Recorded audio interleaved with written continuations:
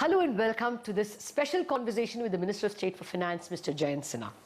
Mr. Sinha, thank you very much for joining us. First, Mr. Sinha, a question which the markets want answered.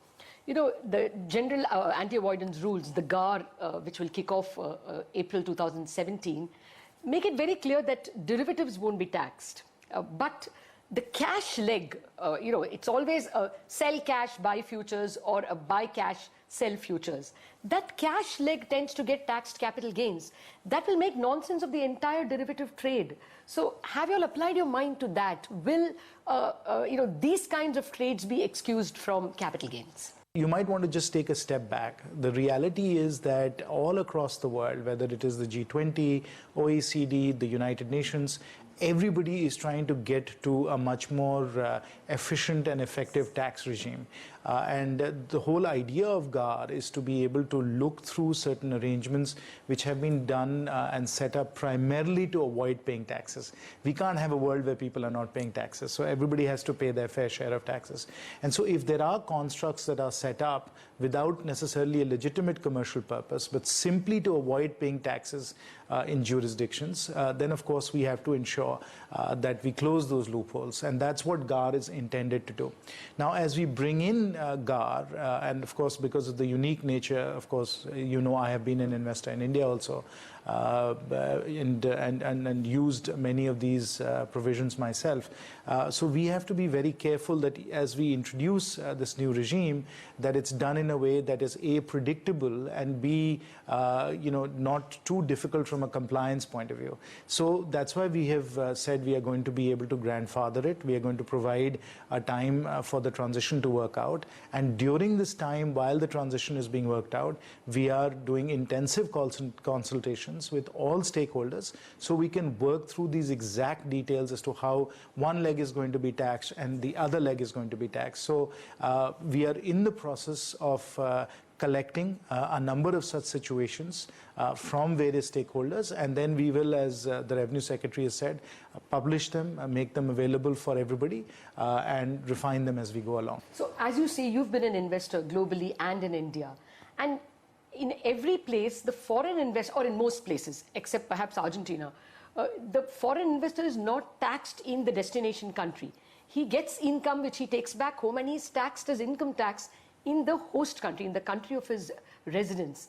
Now, if we start taxing long-term or short-term investors who come into India, we are kind of standing out from the crowd, which may be negative for us.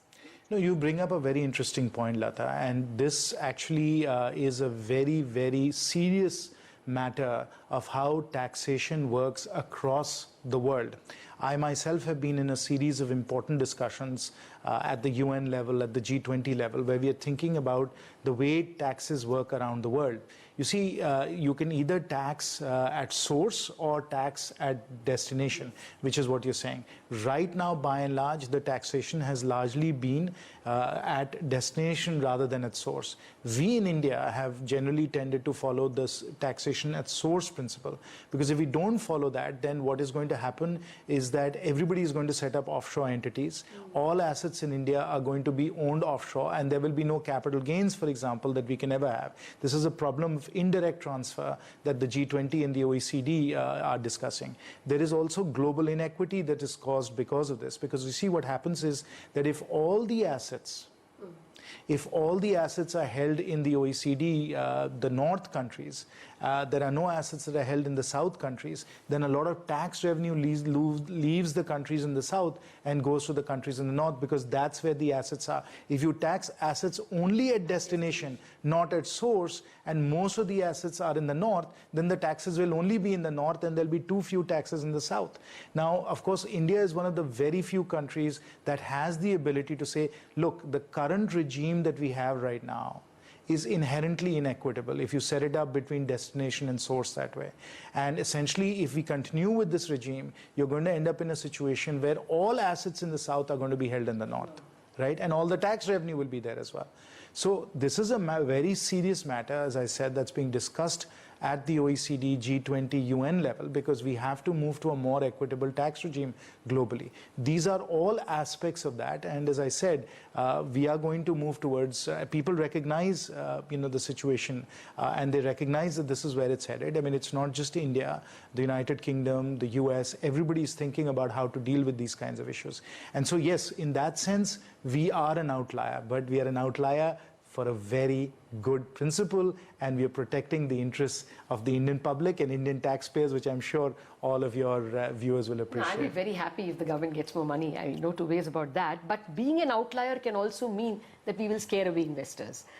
That's my big worry.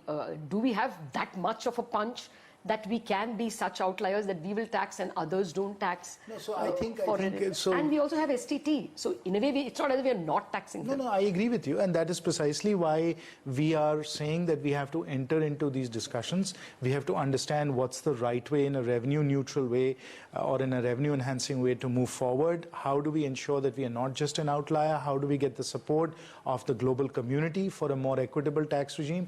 These are all matters that are in play right now, and they have to be sorted out.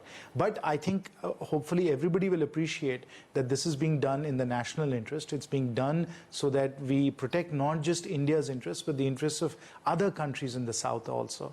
And so we are working through all that. Let me now come to my favorite subject. Congratulations, the Bankruptcy Code has been, law has been passed. That's very good news for the country as a whole and its macros. But how soon will it be implemented? When can we get the first set of tribunals appointed and the first set of insolvency professionals registered? No, within the next 12 months, we want the bankruptcy system to be operating.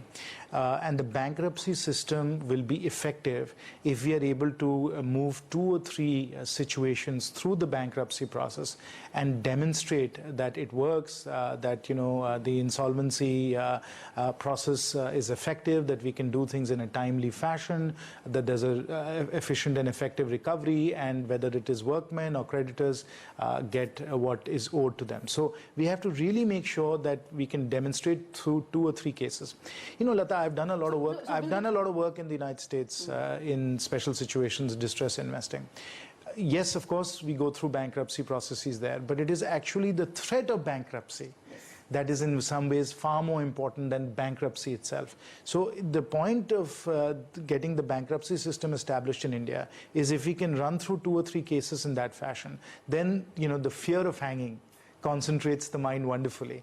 And so the fear of bankruptcy, I think, will enable us to do a lot of preemptive work, because creditor rights are going to be so significantly strengthened as a result of that. So we have to absolutely get it to work for 2 or 3 cases. But I think the far more salutary effect of bankruptcy is going to be when we know that it is going to be possible to invoke it. If you can give me a timeline, will the first NCLT tribunal take up a case in 6 months, in 3 months? What is the timeline you're looking at?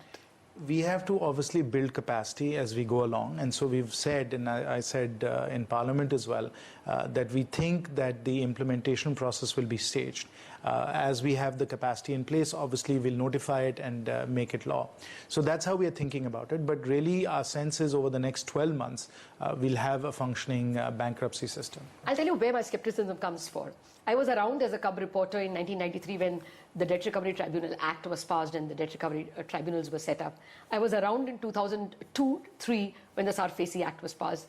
And definitely in 2003, since I was in a more editorial position, I went to town saying that, banks will be able to recover assets quickly. Nothing much happened. And I can tell you, as we speak, 4 debt recovery appellate tribunal seats are lying vacant, not appointed. 40,000 cases lying in front of the DRTs. Will that be the fate of the NCLTs? Well, obviously, we are strengthening capacity in the DRTs. There is a DRT Sarfacy amendment bill that has already been tabled. Yes. Hopefully, we will pass it in the monsoon session. There are certainly some deficiencies as far as DRT and Sarfacy are concerned, and we have to address those. We'll see some of that in the NCLT also when it gets set up. Tribunals are not registered, they are part executive. But that's right. So we can have different types of people appointed on the NCLT. So we'll have to see. I mean, the challenge in everything in India, and you can bring this up on almost any issue you want, Latha, is execution. Let me come to the capitalization of banks. As of December 31, one was prepared for whatever 5 to 6% gross NPAs from the public sector banks. But now it is definitely 10%. Don't you have to rework your capital numbers? Will 25,000 suffice? Would you not have to set aside more money? We've worked through the numbers very carefully, Latha. I myself have run the spreadsheets on this, so I've gone through the numbers very carefully.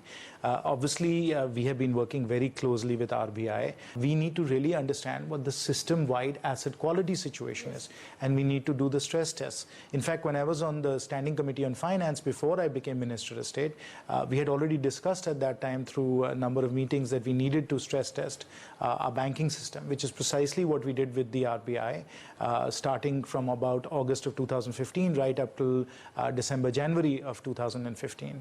And when RBI finished all of that, we had a very good sense across the top accounts, top 200, 300 accounts, what the system-wide stressed assets number were, what the gross NPAs were. So none of this is a surprise to us. Trust us. We are working through the numbers. We know exactly where the banks are with respect to their NPAs, what their capital requirements are, and where they are in terms of the capital adequacy norms, and those discussions are ongoing. The other thing which people lose sight of, but you have to remember that we've also now begun the third phase post the asset quality review, which is the consolidation phase, and you saw that starting yesterday. And through the consolidation phase, through the cost rationalization and so on, we will be able to further strengthen the capital base of our banks as well. All right, hold that thought, Mr. Sinha. I have to take a mandatory break, but I'm back with more questions.